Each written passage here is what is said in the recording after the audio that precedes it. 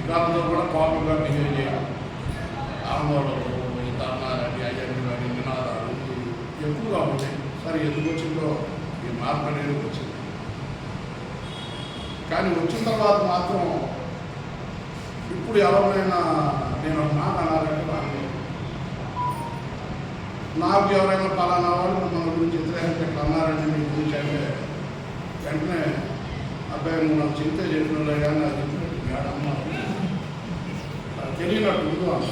ఎందుకంటే మళ్ళీ రేపు అమ్మవాడు కనపడ నేను నవ్వుకుండా పడలేదా మళ్ళీ తనకు తెలిసిందనుకో చెప్పినట్టు ఆ ఫీల్ అయింది. మా అమ్మ సత్యం గారికి తెలిసిందని బయటికి రాని మాకు అక్కడికక్కడే కప్పేస్తాను. దానివల్ల ఏంటంటే ఇప్పుడు మా మిత్రులు బాబురావు గారు చెప్పినట్టు అజాత శత్రువు అనేది ఒక ముద్ర వచ్చేసింది.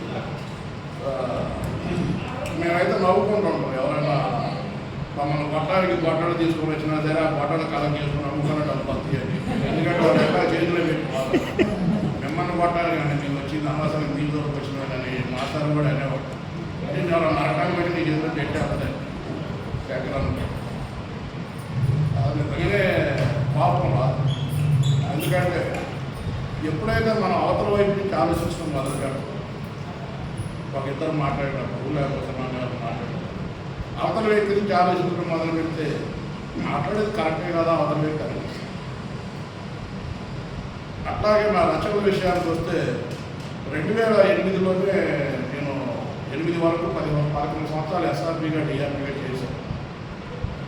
అప్పుడే కొంచెం రచనలు అవి చేసేవాడిని. నా మొట్టమొదటి రచన 1989లో మన జగ్గేపేట ఎస్జిఎస్ కాలేజీ సావనీలో వచ్చింది.